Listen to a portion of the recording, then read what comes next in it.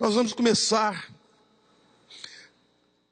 esta pregação de hoje lendo 2 Timóteo, capítulo 3, versículo 1.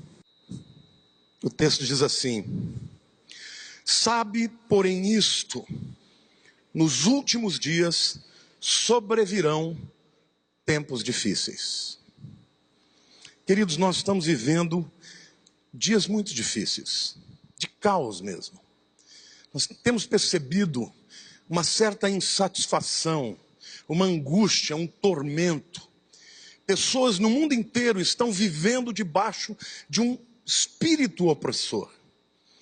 E quando o apóstolo Paulo está falando ao seu discípulo Timóteo, sem ter consciência, ele está apontando para um tempo há 2000 anos do seu tempo em que ele viveu. E a gente sabe disso pelo seguinte: em primeiro lugar, porque esta palavra últimos, não é uma palavra últimos nos últimos dias qualquer. Fala exatamente dos derradeiros. Por exemplo, essa palavra escatos, da onde vem escatologia, né?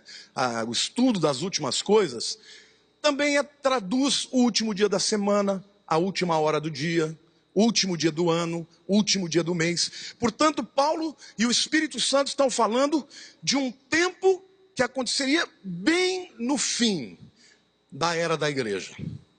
Então, quando ele fala sobre isso, ele usa aqui um substantivo que é traduzido por tempos difíceis, que é um substantivo muito mais forte do que essa tradução. No grego é kalepos. Kalepos, diga kalepos. É o que a nossa Bíblia traduziu por tempos difíceis. Mas essa palavra é uma palavra muito mais forte do que isso. Esta palavra só ocorre mais uma vez no Novo Testamento. E está lá no Evangelho de Mateus, capítulo 8, versículo 28. Que descreve aquela cena de Jesus chegando na cidade de Gadara e encontrando os endemoniados. Ele diz assim: tendo ele chegado a outra margem, a terra dos Gadarenos, vieram-lhe ao encontro 2 endemoniados, saindo dentre os sepulcros, e a tal ponto furiosos, diga furiosos, que ninguém podia passar por aquele caminho. Essa palavra kalepos, que foi traduzida por tempos difíceis, aqui ela é traduzida por tempos furiosos, diga furiosos. Então o tempo que nós estamos vivendo é um tempo de fúria, irmãos. Hoje as pessoas matam por motivos banais. Matam por time de futebol, matam por divergências políticas, matam por amor, matam por qualquer coisa. E matam com requinte de crueldade. É um tempo difícil, tempos furiosos. Quando a gente olha para essa circunstância, nós às vezes podemos ficar alarmados, até mesmo com medo. Como podemos viver num tempo como esse? Só um jeito de você viver de maneira vitoriosa nesse tempo: uma vida sobrenatural. Então diga assim: nos últimos dias, para vivermos em vitória, precisamos de uma vida sobrenatural. Isso significa que Deus tem recursos para você que estão numa outra dimensão. Estão na dimensão espiritual, na dimensão celestial. É uma dimensão onde os instrumentos dos quais você vai se utilizar para vencer esses tempos não são os instrumentos que o homem natural tem. São instrumentos poderosos em Deus. E o objetivo dessa palavra aqui hoje é te equipar, te aparelhar, te preparar para enxergar o tempo em que você vive de uma outra maneira, com outro olhar, para que você tenha mais do que vitória. Amém? Então, quando a gente olha para o texto da palavra de Deus, para a gente entender as características do nosso tempo, que é a primeira parte desta mensagem, a gente vai entender, já que o substantivo foi usado na vida daquele endemoniado, ou daqueles endemoniados, a gente vai ver um pouquinho da história dele, para descobrir que tempo é esse que a gente vive. Porque são tempos semelhantes. Em primeiro lugar, como disse, um tempo de fúria. Mateus 8, 28 diz: saindo dentre os sepulcros e a tal ponto furiosos, que ninguém podia passar por aquele caminho. Você já viu alguém enfurecido? Qual é a característica de uma pessoa enfurecida? Ela está razoável? Ela está no controle? Ela está sendo dominada, tá ou não? Pelo quê? Pelo ódio. Então, hoje nós vivemos num tempo de fúria, irmãos, porque no fundo as pessoas estão com dor na alma. As pessoas estão mais do que com mágoa, mais do que com ressentimento, mais do que com raiva, mais do que com ódio. As pessoas, por nada, elas extravasam a sua fúria e as consequências muitas vezes são funestas e terríveis. A segunda característica daquele homem, o texto diz lá em Marcos, que é o texto paralelo, 5, 1 e 2, diz assim: entremente chegaram a outra margem do mar, a terra dos Gadarenos. Ao desembarcar, logo veio dos sepulcros ao seu encontro um homem possesso de espírito imundo. O texto diz que ele vivia onde? Nos sepulcros. O espírito de morte dominava aquele homem. Ele não conseguia viver uma vida normal, uma vida natural. Ele não conseguia, ele precisava estar vivendo no lugar dos mortos, nos sepulcros. Esta é uma sociedade que está vivendo debaixo do espírito de morte. Vocês sabem que os filmes que mais são os blockbusters, os que mais vendem, sabe quais são? Vampiros, mortos-vivos ou zumbis. Não é isso? Tudo que é bizarro, tudo que é morte. Filmes que exaltam e as bilheterias explodem. Por quê? Porque as pessoas estão debaixo desse espírito de morte. Você pode achar, não, isso é só entretenimento. Não, isso é uma evidência. Quando alguém se atrai pela morte, é porque está debaixo da opressão do espírito de morte. Isso tanto é verdade, irmãos, que nunca houve tanto suicídio na vida. Hoje existem jovens, adolescentes se suicidando, fazendo jogos na internet e filmando exatamente o momento em que se enforcam, que se dilaceram, se matam. Espírito de morte. Nós estamos vivendo debaixo de uma atmosfera de morte. Por isso, calepos. Por isso, tempos difíceis, furiosos, espíritos de morte. Esse é o tempo que nós estamos vivendo. Terceira característica desse tempo, a Bíblia diz que ele estava possesso por espíritos imundos. Diga imundos. Sabe, espírito imundo na Bíblia, toda vez que aparece, essa palavra está ligada à sensualidade. Nunca nós tivemos a proliferação da imoralidade, da pornografia, como nos dias de hoje. Na minha época de juventude, eu já fui adolescente, e quando eu queria comprar alguma coisa para ver uma revista de mulher pelada, desculpem, tá? Não se ofendam, eu já fiz essas coisas. A gente ia com os amigos na banca, e a gente morria de vergonha. A gente chegava lá, pedia uma revista de esporte, pedia um negócio assim, e aí pedia no meio a revista de mulher pelada. Mas era uma coisa muito difícil para a gente. Não era algo fácil. Hoje existem crianças de 8 anos de idade que já estão viciadas em pornografia, porque têm acesso direto à internet livre, grátis. Os pais vão dormir, acham que o filho está dormindo, ele está, na verdade, poluindo a sua mente com esse espírito de imoralidade.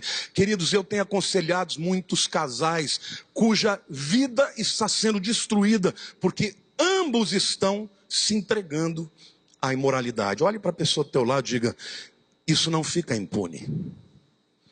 A imoralidade é uma das maiores lutas do nosso dia, irmãos. Casamentos onde o marido não consegue mais ter uma relação natural com a mulher. Por quê? Porque ele está acostumado com tudo que a internet apresenta, com todas as bestialidades, com todas as coisas horrendas que são divulgadas na internet livremente. E muitos, inclusive pastores, vivendo debaixo deste espírito, desta cadeia. Espírito de imundície é o que acontecia na vida daquele homem. A quarta característica do nosso tempo, irmãos, são espíritos incontroláveis. Marcos 5, 3 e 4 diz assim: o qual vivia nos sepulcros e nem mesmo com cadeias alguém podia prendê-lo, porque tendo sido muitas vezes preso com grilhões e cadeias, as cadeias foram quebradas por ele e os grilhões despedaçados, e ninguém podia subjugá-lo. Aqui tem duas palavras, uma é prender, del, que é literalmente prender com cadeias, e nem mesmo as cadeias podiam segurá-lo, porque ele tinha uma força sobre-humana. E a segunda palavra é damaso, no grego, que traduz ninguém podia subjugá-lo. Mas essa palavra significa literalmente domar o animal, controlar o animal. Portanto, essa pessoa era incontrolável. Você já percebeu que hoje nós vivemos nesse tempo? Você já percebeu que hoje as pessoas não se submetem a nada ou a ninguém? Se a Bíblia diz, eles dizem, não concordo. Essa verdade pode ser boa para você, mas não é para mim. A Bíblia não segura. A lei não segura. A moral não segura. O temor não segura. São pessoas incontroláveis. Fazem o que querem e chamam isso de liberdade. Mas, queridos, isso não é liberdade, porque este é um tempo de prisões. Pessoas que, por acreditarem poder fazer o que quiser para serem livres, na verdade se tornam cada vez mais presas espiritualmente. Olhe para a pessoa do teu lado e diga: a Bíblia diz que a verdade vos libertará. Se pois o Filho vos libertar, verdadeiramente sereis livres. Amém, igreja? Então, para que nós sejamos livres, nós temos que ser dominados e dirigidos pela verdade, pela palavra de Deus. Amém, igreja? Mas é um tempo onde as pessoas são literalmente incontroláveis. Fazem o que querem. Não se submetem a nada ou a ninguém. Em quinto lugar, o texto fala que é um tempo de autoflagelação. Marcos 5,5 diz que ele andava sempre de noite e de dia, clamando por entre os sepulcros e pelos montes, ferindo-se com pedras. Como que alguém pode se ferir? Qual é o prazer disso? Hoje você tem um nome para isso: sadomasoquismo. A pessoa tem prazer em imprimir dor no outro e tem prazer em receber dor. Autoflagelação. Vocês não têm ideia de quantos adolescentes se cortam, irmãos. E muitos até filhos de crentes estão se cortando. Estão se flagelando. Este é o tempo em que nós vivemos. Quando a palavra de Deus diz que são tempos difíceis, esse calepós significa isso tudo. É muito mais do que difícil. São tempos duríssimos, de fúria, de morte, de autoflagelação. Tempos que só podem ser vividos de maneira vitoriosa se nós entendermos qual é aquilo que Deus, qual é a verdade sob a qual nós devemos estar, aquilo que deve pautar a nossa vida, as nossas decisões. Quantos aqui querem nessa manhã serem livres desse espírito difícil desse tempo? Amém? Diga amém. E por último lugar, tempos de nudez ou de vergonha. Em Lucas 8:27 diz: havia muito não se vestia, nem habitava em casa alguma, porém vivia nos sepulcros. Por que será que as pessoas querem tanto mostrar sua nudez? Hoje em dia, a nudez é até chamada de arte. Existem amostras de arte que um homem nu fica lá, peladão. Para quê? Pessoas vão lá e toquem nele. O que é isso, irmãos? Isso é um tempo de rebelião contra Deus. Então, a igreja, mais do que nunca, tem o chamado, a obrigação, a necessidade para entender o tempo em que vive e ser sal da terra e luz do mundo, para transformar, porque ainda há muita gente para ser resgatada destes espíritos que amarram, manietam, subjugam, escravizam. Amém, igreja? Olhe para a pessoa ao teu lado e diga: Deus tem um chamado para você. Por último lugar, o texto fala de tormento. Que tenho eu contigo, em Lucas 8:28. Jesus, Filho do Deus Altíssimo, rogo-te que não me atormentes. Quando pessoas que estão debaixo desta opressão se submetem à presença de Deus e de Jesus, se sentem atormentadas. Mas nós vivemos num tempo de tormento, de angústia, de tristeza, de depressões profundas, de lutas na mente, lutas na alma. As pessoas mais do que nunca estão aprisionadas. 99% das pessoas que me procuram para falar de tormentos da alma, de lutas da alma, de tentações, de pensamentos que não conseguem se livrar. Por quê? Porque este é um tempo de tormento, irmãos. É o tormento que vem do medo, é o tormento que vem da culpa, é o tormento espiritual que vem para tornar essas pessoas ainda mais subjugadas e em cadeias. Mas diga assim: a vida sobrenatural do Espírito Santo nos dá vitória sobre isso. Glória a Deus.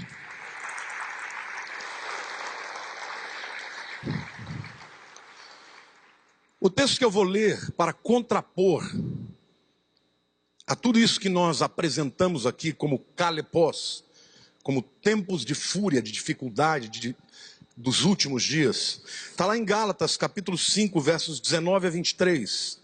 A primeira parte, na verdade, descreve este tempo. Mas a segunda parte, sobre a qual nós vamos meditar, nos dá a solução para uma vida sobrenatural no Espírito Santo. Gálatas 5, 19 a 23. Ora, as obras da carne são conhecidas e são prostituição, impureza, lascívia, idolatria, feitiçarias, inimizades, porfias, ciúmes, iras, discórdias, dissensões, facções, invejas, bebedices, glutonarias e coisas semelhantes a estas, a respeito das quais eu vos declaro, como já outrora vos preveni, presta atenção, que não herdarão o reino de Deus os que tais coisas praticam. Olhe para a pessoa do teu lado e diga assim: você vai ter que fazer uma escolha. Porque hoje existe uma ênfase na graça, e a graça é o maior dom que nós recebemos de Deus, mas existe o que os teólogos estão chamando de gracismo, que é uma supervalorização da graça, tirando a responsabilidade. Porque a graça não é uma licença que você tem para viver no pecado. A graça é o poder de Deus para te livrar do pecado. Amém? Mas o fruto do Espírito é o amor, a alegria, a paz, a longanimidade, a benignidade, a bondade, a fidelidade, a mansidão e domínio próprio. Contra estas coisas não há lei. Então, como nós podemos nos prevenir contra esse tempo? Diga assim: pelo fruto do Espírito. Eu comecei falando de fúria, né? E a fúria, os psicólogos dizem que ela é resultado de mágoa. O indivíduo passa por alguma situação que lhe fere emocionalmente. Essa mágoa não tratada evolui para uma raiva, para uma raiz de amargura, que torna o indivíduo amargo, evolui para o ódio, e o ódio explicitado se torna fúria. Como é que você cura isso, irmãos? Você cura isso com o amor de Deus. O fruto do Espírito é o quê? É o amor. Se você hoje está no teu coração com raiva, com ódio, com ressentimento, eu quero te dizer que existe um antídoto para isso, que é o amor de Deus. Amém? O amor, quando você se sente de fato amado, o que vem em seguida é gratidão. Você se lembra de quando você aceitou Jesus? Tem pessoas que cresceram na igreja, né? Essas pessoas não têm muito aquele divisor de águas. Ela vai se convertendo. Eu não, eu fui da pá virada. Então, quando eu me converti, que eu senti o amor de Deus, irmãos, era uma coisa que todo dia eu chorava de alegria. Todo dia eu falava: não é possível que Ele me ama. Não, eu não estou acreditando, me belisca. Por quê? porque eu era de um jeito e agora sou de outro. Então eu quero declarar sobre a tua vida que o amor de Deus é extraordinariamente maior, mais poderoso. Ele é lenitivo, ele é bálsamo, ele é remédio para a ferida da dor. Amém? Nós vamos vencer a fúria neste mundo com o amor de Deus. É o amor de Deus que transforma as pessoas. O amor de Deus gera gratidão, que gera alegria, que gera a paz. Uma pessoa que é envolvida pelo amor de Deus, a fúria deixa de dominar o coração. E a paz que excede o entendimento guardará os vossos corações e as vossas mentes em Cristo Jesus. As estatísticas, meus queridos, dizem que 80% das pessoas que são, de alguma maneira, estupradas, das crianças que foram violadas de alguma maneira, 80% acontece em ambiente controlado. Dentro da própria família, ou dentro de algum ambiente onde haja pessoas próximas. E pessoas que passam por isso, irmãos, ficam com uma dor muito grande. E acabam evoluindo para sentimentos de raiva, de indignação, de ódio. E muitas vezes de comportamentos furiosos. Vocês acham que o que resolverá o problema da violência? Vocês acham que o que resolverá o problema da violência é o governo? Ou é algum sistema de governo? Queridos, a única coisa que pode resolver o problema da violência é o amor de Deus, é o evangelho que vai converter as pessoas. Porque a maioria destes marginais que se tornam estupradores, assassinos, eles foram antes vitimizados. Eles estiveram dentro da sua própria casa, pais que abandonaram, pais que espancaram, crescem num ambiente onde o ódio é alimentado. Por quê? Porque não tem o amor para dar. Mas quando Jesus entra, pode entrar na favela, pode entrar na casa do homem rico, o amor de Cristo pode destruir a cadeia do ódio através do amor que restaura e que cura. Amém? A Bíblia diz que o amor tudo crê, tudo espera, tudo sofre, tudo suporta. Amém? Então, igreja, o que nós precisamos é amar. Amar ao mundo, amar com o amor de Jesus, tocar nas pessoas, porque quando pessoas são tocadas pelo amor de Deus, a desconstrução da obra maligna começa a acontecer. Nós temos muita gente aqui na igreja que tinha uma vida destruída e hoje estão vivendo bem, felizes, com dignidade, com alegria, porque foram perdoados por Deus. Bem-aventurado aquele que foi perdoado, cujas transgressões foram perdoadas. Amém? A Bíblia diz que o amor cobre multidão de transgressões. Diga amor. Viver no amor de Deus é sobrenatural. Porque o amor de Deus não tem absolutamente nada a ver com a afetividade humana. O amor de Deus não é só pelos nossos, é fácil amar os nossos. Mas o amor de Deus nos torna capazes de amar o feio, de amar o horrendo, de amar o pecador. E é isso que a Bíblia diz. Deus prova o seu amor para conosco pelo fato de ter Cristo morrido por nós, sendo nós ainda pecadores. Olhe para a pessoa do teu lado e diga: é o amor de Deus que vai curar a fúria. Na tua casa, se hoje há ressentimento, se há raiva dentro dos relacionamentos, às vezes entre pais e filhos. Filhos odiando pais por causa de pais violentos. Pais odiando os filhos por causa de desonra. Mas eu quero dizer que hoje Deus tem para a tua vida restauração. Mergulhe no amor de Jesus, porque o amor liberta, o amor restaura, o amor renova.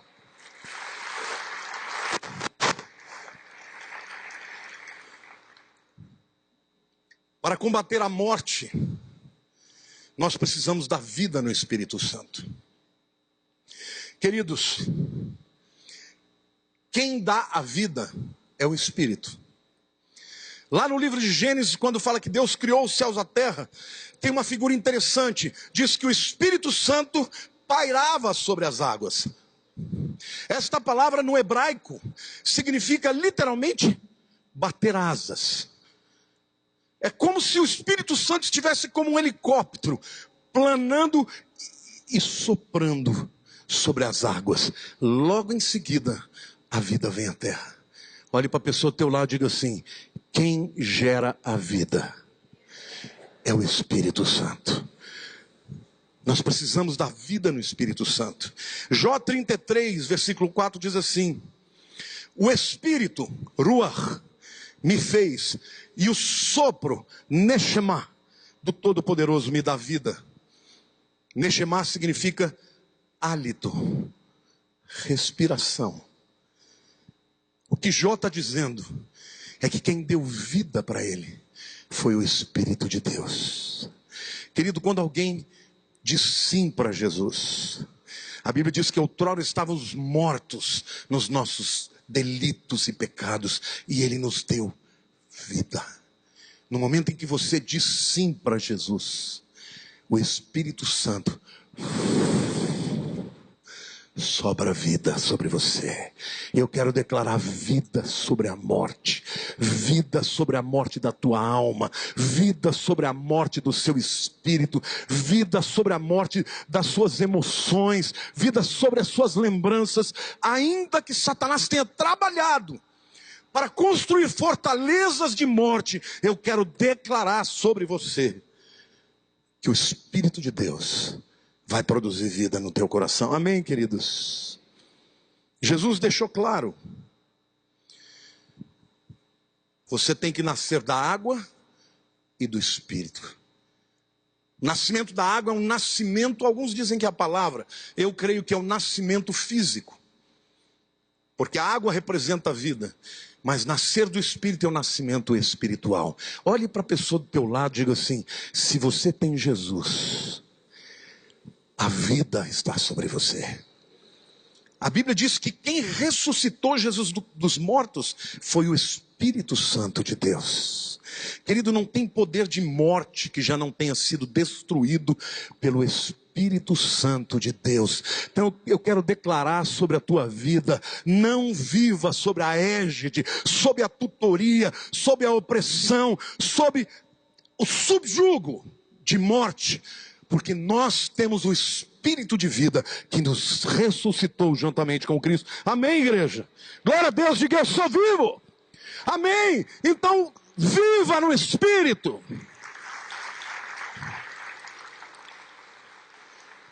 Todos nós somos suscetíveis a mágoas, a dores, a decepções.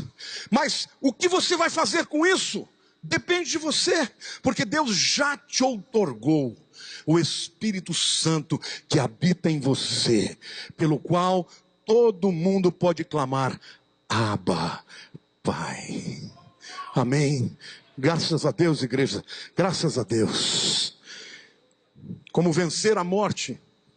Pela vida do Espírito. O terceiro espírito que domina os nossos dias é a impureza. Como eu vos disse, a imoralidade sexual. Como é que podemos combater isso?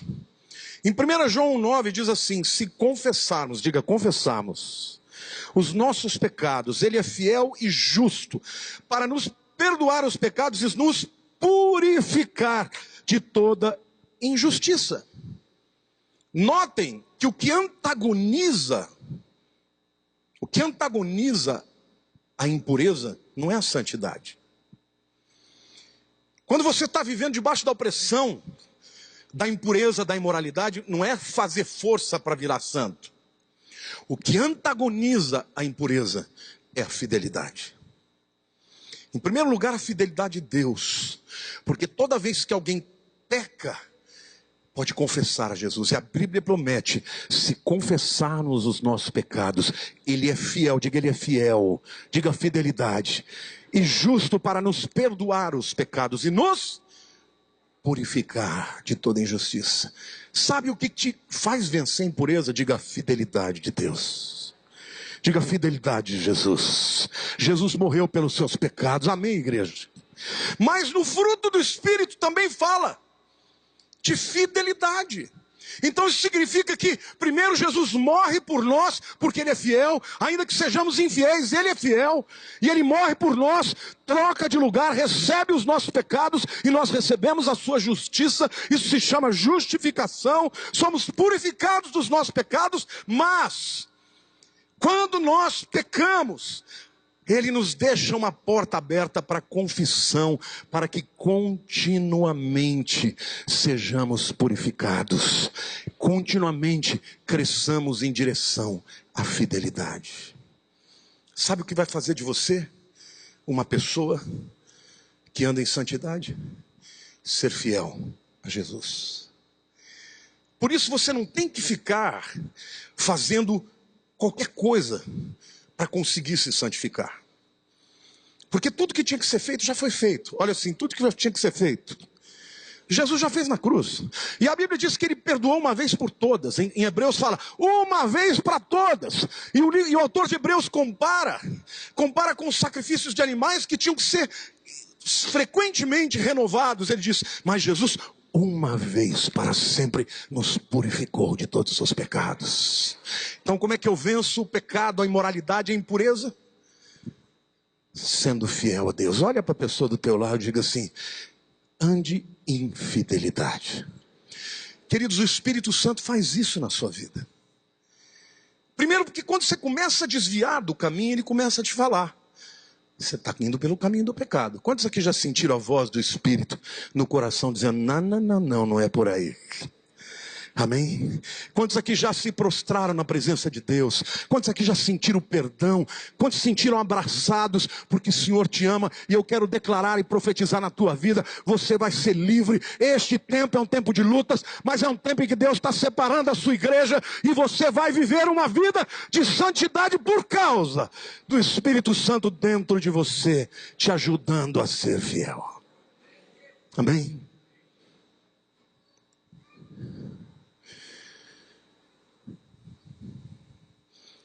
Em quarto lugar, espíritos incontroláveis. Quantos aqui têm percebido que na atitude dos filhos essa rebeldia? Levante a mão. Quantos aqui têm percebido no seu próprio coração a rebeldia?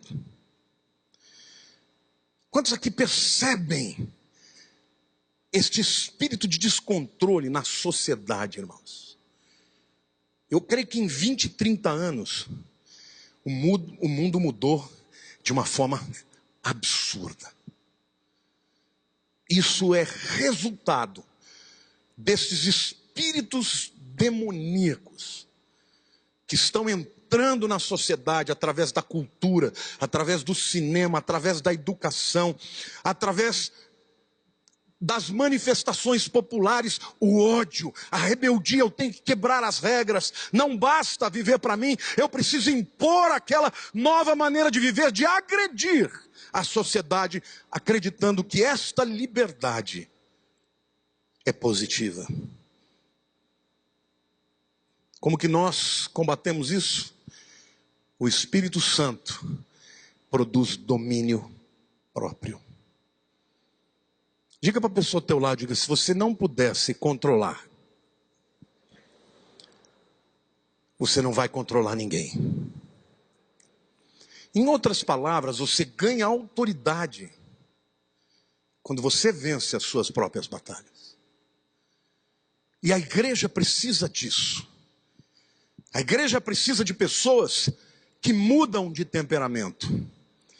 Eu era mentiroso, isso eu nunca fui, mas os que eram mentirosos deixam de ser. Os que eram violentos deixam de ser. Os que eram lascivos deixam de ser. Por quê? Porque estão buscando o enchimento do Espírito Santo, que traz como fruto e consequência domínio próprio. Em quinto lugar, a autoflagelação. Mais uma vez eu digo que a autoflagelação só pode ser combatida pelo amor e pela vida do Espírito. Você sabe por que uma pessoa se flagela, queridos? É a atuação do espírito de morte somada à incapacidade do indivíduo de lidar com a dor da vida. Quantos aqui sabem que tem muitas pessoas que estão aqui hoje, que a vida dói? Quantos de vocês estão sentindo dor na alma? Não tenha medo, querido. Hoje é dia de confessar. Hoje é dia de libertação. Quantos aqui querem ser livres da dor da alma? Esta dor na alma é que gera autoflagelação. O indivíduo que começa a se cortar, que começa a se autoflagelar, ele está sentindo tanta dor na vida, que ele começa a se autossabotar. Ele, na verdade, está se preparando para um suicídio. Os psiquiatras dizem que uma pessoa que diz que tem vontade de se matar deve ser tratada com muita responsabilidade. Porque o indivíduo que chega a pensar sobre isso está passando por uma dor muito profunda. E isso existe, irmãos, até na vida dos crentes, muitas vezes. Pessoas vêm me falar: pastor, eu só não me mato porque eu sou crente e eu tenho medo de perder minha salvação. Eu quero te dizer para você que tem um antídoto para isso. E este antídoto é o amor de Deus. Você pode ter sido abandonado pelos seus pais. Você pode ter sido violado por pessoas de confiança. Mas eu quero te dizer que Deus jamais te abandonará. Deus está contigo. E a vida no Espírito, a atmosfera do Espírito, precisa provocar essa libertação. Amém? Quantos de vocês aqui conhecem alguém que tem depressão profunda? Fica de pé, só para eu ter uma ideia.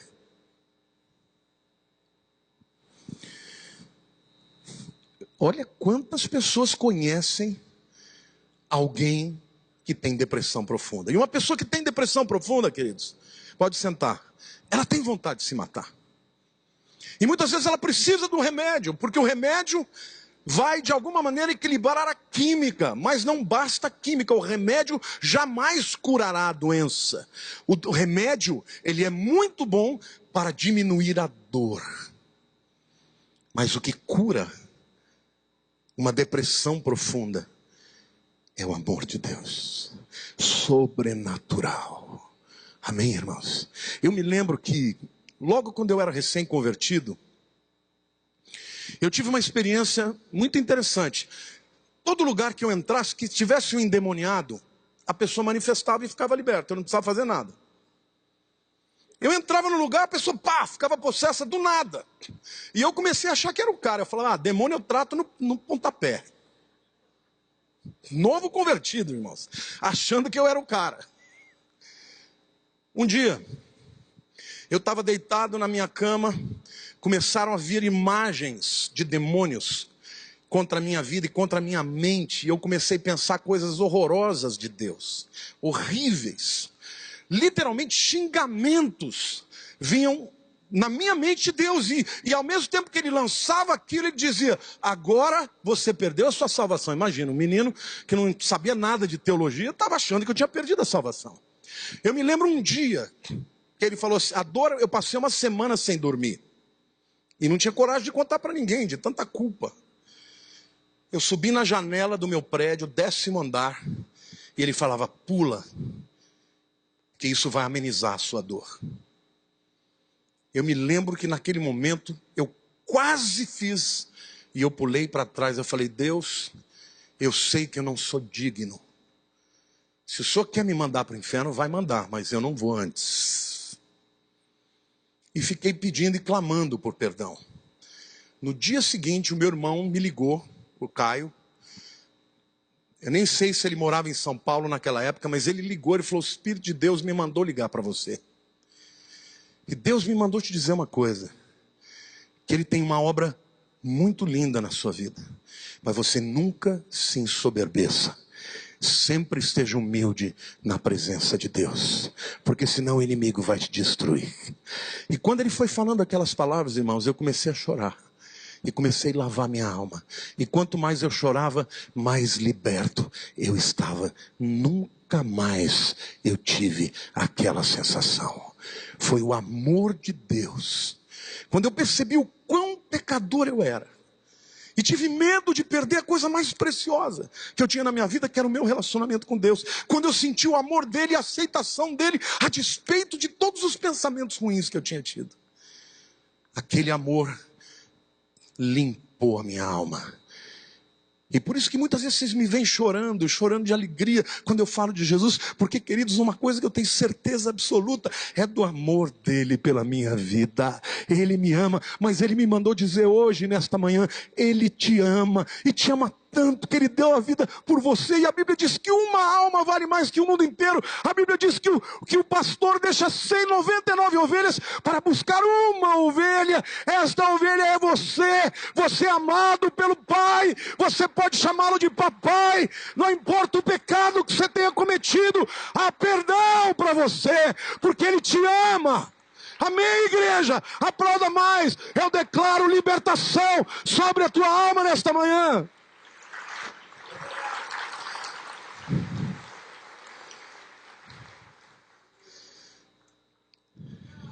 Não alimente mágoa, meu querido. Não fique lembrando das coisas ruins. Não se lembre das coisas que lhe fizeram. Se lembre do que Deus te fez. Porque se você andar em amor, não haverá lei contra você. Quem anda no Espírito não tem lei. Porque nós não obedecemos porque temos medo, mas obedecemos porque somos constrangidos por Ele. Todas as manhãs, a minha primeira oração: obrigado, Senhor, por me perdoar dos meus pecados. Me ajuda, Senhor, nesse dia, a viver para a Tua glória, a manifestar o Teu amor nesse mundo. Deus precisa de uma igreja forte, de uma igreja controlada pelo Espírito, dominada pelo Espírito, que traz como fruto, como resposta às demandas da vida, o dom do Espírito Santo. A sexta manifestação que precisa ser combatida é o espírito de nudez, que leva a uma vida de vergonha. E o que combate isso é uma vida de andar no Espírito. A palavra de Deus diz assim: andai no Espírito e não satisfarei os desejos da carne. Essa palavra andar no Espírito é peripatel. Diga peripatel. Peri é ao redor. O que é um perímetro? É a medida ao redor. Peripatel é andar ao redor do Espírito. Ao invés de você andar pelos seus caminhos, você anda em torno do Espírito. Então andar em torno do Espírito, quanto mais próximo de uma atmosfera do Espírito Santo, menos os desejos da tua carne terão poder sobre a tua vida. Então é assim que a gente combate. Mas eu quero fazer uma análise aqui da questão da nudez, porque a língua hebraica é uma língua muito significativa. E ela tem 3 palavras diferentes para roupa. E elas explicam exatamente o que tem a ver a nudez e o estar vestido. Em Gênesis 3:21, a Bíblia diz assim: fez o Senhor Deus vestimenta de peles para Adão e sua mulher, e os vestiu. Diga vestimenta. No hebraico é lebush. Diga lebush.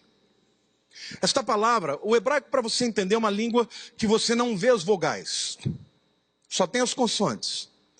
Então, a palavra lebush também pode ser lida como lobush. Lo é não, diga não. Bush é vergonha. O que significa vestimenta? Diga não vergonha. Tremendo, né, irmãos? A vestimenta, portanto, ela é entendida como uma proteção à vergonha. Quando o homem pecou, ele percebeu a sua vergonha. E o que disse não à vergonha foi a vestimenta feita da pele de um animal. O sangue daquele animal teve que correr, ele morreu para cobrir a vergonha deles. Ali nós temos a primeira profecia de que a nossa vergonha seria coberta pelo sangue de Jesus. Amém? Olhe para a pessoa do teu lado e diga: se você está em Jesus, a sua vergonha está coberta. Não é lindo isso, irmãos? Diga: lebush, não vergonha.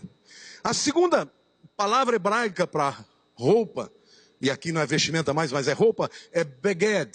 Se você for a Israel, você fala ani tzarich liknot begedim. Eu preciso comprar vestimentas, t-shirt, camiseta. Diga begedim. Begedim é um plural, vem de beged. O que significa beged? Mais uma vez, é igualzinho escrito bagad. Diga bagad, que significa rebeldia ou traição. Em outras palavras, como Adão e Eva se rebelaram e traíram a Deus, eles precisavam ser cobertos de roupa para inutilizar a sua rebelião e a sua traição. Por que as pessoas hoje estão se despindo como sinal de rebeldia, de rebelião? Olhe para o lado e diga assim: a rebelião é como o pecado de feitiçaria. Queridos, o pecado de Lúcifer foi a rebelião. E não se iludam, uma sociedade que se rebela contra a Bíblia, contra os costumes judaicos cristãos, é uma sociedade que está sendo conduzida pelo próprio rebelde original, que é Satanás. E a terceira palavra para roupa ou para vestimenta, aqui no caso é capa. Diga meil. Esta palavra pode ser lida exatamente igual a maal, que significa profanar. Como Adão e Eva profanaram e desrespeitaram a Deus e profanaram o seu nome, precisaram se cobrir. Então esse espírito de nudez que nós vemos hoje, irmãos, no cinema, na televisão, nada mais é uma expressão de rebelião, de traição, de profanação da vontade de Deus. Agora a igreja já está coberta pelo sangue de Jesus, mas nós temos autoridade para repreender esse espírito naquele lugar onde nós estamos presentes. Amém, igreja? Então, se o teu filho, se a tua esposa, se o teu marido, quem esteja ao seu lado, estiver debaixo desse espírito, ore a Deus para que você seja um instrumento de cura, de restauração. Amém? Como vencer isso tudo? Gálatas 5,16 diz: digo, porém, andai no Espírito, diga peripapel, ao redor do Espírito, e jamais satisfareis a concupiscência da carne. Você acha que é possível vencer a carne por si mesmo? Deixa eu falar uma coisa para você. A Bíblia diz que você expulsa demônios, resiste o diabo, mas foge da mulher adúltera. Ou do homem adúltero, né? Olhe para a pessoa ao teu lado e diga assim: essa é uma luta que você não pode vencer.